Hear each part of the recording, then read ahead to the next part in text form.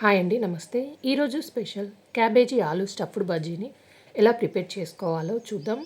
ఎప్పుడూ మిరపకాయ ఆలు బజ్జీలే కాకుండా ఒకసారి నేను చూపించిన విధంగా క్యాబేజీ ఆలు బజ్జీ చేసి చూడండి. క్యాబేజీ ఇష్టపడని వారు కూడా ఇష్టంగా తింటారు. దీన్ని టమాటా కచప్తో కానీ లేదా గ్రీన్ చట్నీతోనైనా కూడా సర్వ్ చేసుకోండి, చాలా బాగుంటుంది. ఈ వీడియోని ఎక్కడ స్కిప్ చేయకుండా పూర్తిగా చివరి వరకు చూడండి. ఇప్పుడు క్యాబేజీ బజ్జీని ఎలా చేయాలో చూద్దాం. దీనికోసం ఫ్రెష్గా ఉన్న క్యాబేజీ ఆకులను తీసుకోవాలండి. ఇక్కడ నేనైతే ఒక 4 ఆకులను తీసుకున్నాను. ఇలా కొంచెం పెద్ద సైజులో ఉన్న ఆకులను తీసుకోండి. వీటిని 1కి 2 సార్లు శుభ్రంగా బాగా కడిగి తీసుకోవాలి. ఇప్పుడు స్టవ్ మీద ఇలా వెడల్పుగా ఉన్న ప్యాన్ పెట్టుకొని దాంట్లోకి నీళ్లు తీసుకొని వేడి చేయాలి. నీళ్ళల్లో ఎన్ని పడితే అన్ని ఆకులు పెట్టేసి ఇప్పుడు ఈ ఆకులని కొంచెం నీళ్ళల్లో మునిగేటట్టుగా ఇలా ప్రెస్ చేసుకోవాలి. ఇప్పుడు మరొక వైపుకి టర్న్ చేసి 2-3 నిమిషాల పాటు వీటిని ఉడికించుకోవాలి. ఇలా వేడి నీళ్ళల్లో ఈ క్యాబేజీ ఆకులను వేసి ఒక 2-3 నిమిషాల పాటు ఉడికించుకోవడం వల్ల మెత్తగా తయారవుతాయి. ఇలా అయిన ఆకులను ఇప్పుడు తీసేసి రెడీగా ప్లేట్లో పక్కన ఉంచుకోవాలి. ఇక నేను ముందుగా 4 ఆలుగడ్డలని ఉడకపెట్టి తీసుకున్నానండి. వీటిని పొట్టు తీసేసి మిక్సింగ్ బౌల్లోకి వేసుకోవాలి. ఈ ఆలుని ఇప్పుడు మెత్తగా మ్యాష్ చేసుకోవాలి. ఇందులోకి 1 లేదా 2 పచ్చిమిరపకాయలను చిన్నగా కట్ చేసుకొని వేసుకొని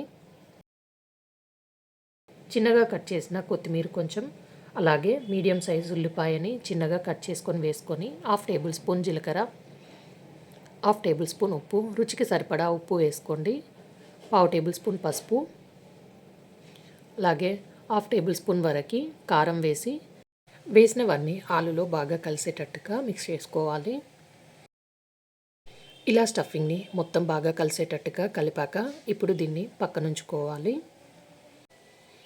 ఇప్పుడు ఒక మిక్సింగ్ బౌల్లోకి 1 కప్పు శనగపిండి, దీంట్లోనే 1/2 టేబుల్ స్పూన్ పసుపు, రుచికి సరిపడా ఉప్పు, 1/2 టేబుల్ స్పూన్ వరకు జీలకర్ర, కొంచెం ఇంగువ వేసుకోవాలండి. మీరు శనగపిండితో ఏ స్నాక్స్ చేసినా కూడా ఇలా ఇంగువ వేసి చేసుకోండి. కొంచెం కొత్తిమీర వేసి ఇవన్నీ కలిసేటట్టుగా పిండిని బాగా కలుపుకోవాలి. ఇలా కలిపిన తర్వాత కొద్దిగా నీళ్ళని పోసుకుంటూ పిండిని మరీ పల్చగా కాకుండా అలాగని మరీ చిక్కగా కాకుండా మిర్చి బజ్జీకి ఏ విధంగా కలుపుకుంటామో ఇలా పిండిని కలుపుకోవాలండి. చూడండి, కన్సిస్టెన్సీ ఈ విధంగా ఉండాలి. ఇలా కలుపుకున్న ఈ పిండిని ఇప్పుడు పక్కనుంచుకోవాలి. ఇలా ఉడికించుకున్న ఆకులను ఇప్పుడు ఒకటి తీసుకొని దీనిపైన స్టఫింగ్ని మొత్తం ఇలా స్ప్రెడ్ చేసుకోవాలండి. మరి తక్కువ కాకుండా కొంచెం ఆలు స్టఫింగ్ అనేది ఎక్కువ ఉండేటట్టుగా ఇలా ఆకులకు మొత్తం స్ప్రెడ్ చేసుకొని ఇదే విధంగా ఉడికించిన మిగతా ఆకులకు కూడా ఆలు స్టఫింగ్ని మొత్తం స్ప్రెడ్ చేసుకొని ఆలు స్టఫింగ్ పెట్టిన క్యాబేజీ ఆకులని ఇలా నెమ్మదిగా రోల్ చేసుకోవాలి. మనం ముందుగా క్యాబేజీ ఆకులని ఉడకపెట్టాం కాబట్టి ఇలా రోల్ చేయడానికి వీలుగా ఇవి ఆకులు మెత్తగా అవుతాయండి. ఇలాగే మిగతా స్టఫింగ్ పెట్టిన క్యాబేజీ ఆకులని రోల్స్ లాగా చేసుకొని తీసుకోవాలి. ఇలా చేసిన వీటిని ఇప్పుడు చిన్న ముక్కల్లాగా కట్ చేసుకోవాలి. ఇలాగే మిగతా క్యాబేజీ రోల్స్ని కూడా కట్ చేసుకొని తీసుకోవాలి. ఇక్కడ నేనైతే ఇలా చిన్న సైజులో ముక్కలుగా కట్ చేసుకొని తీసుకున్నానండి. ఇలాగే మిగతా స్టఫింగ్ పెట్టిన క్యాబేజీ రోల్స్ని కట్ చేసుకొని తీసుకున్నానండి.